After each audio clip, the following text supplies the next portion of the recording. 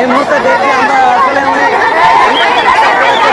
আসলে তৃপ্তিবোধ করতে আনন্দিত হবে, বাহাবা দিত তার মাহফিল নেওয়ার জন্য মাসের পর মাস অপেক্ষা করত। সেই লোকগুলোই আমির হামদার বিরোধিতা শুরু করার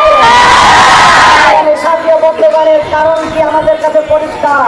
কেবলমাত্র রাজনৈতিক কারণেই, আদর্শিক কারণেই আমির হামদার পিছনে লাগা হয়েছে।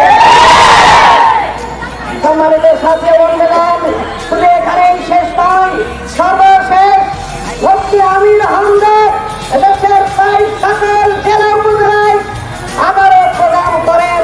এই প্রোগ্রাম করতে গিয়ে মানুষ হিসাবে দু একটি ভুল হয়ে যেতেই পারে, এটি অস্বাভাবিক নয়।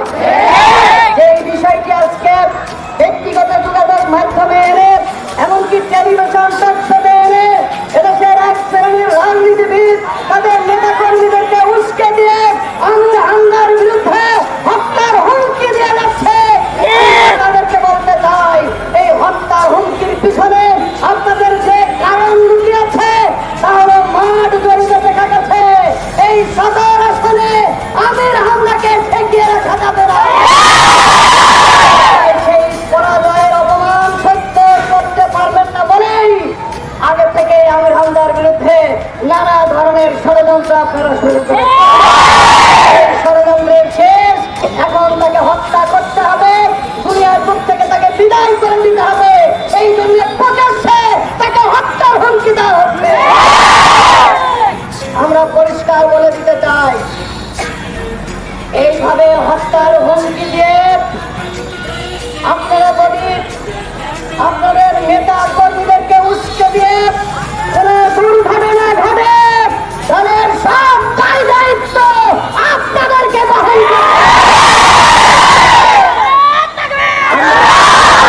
করতে চাই।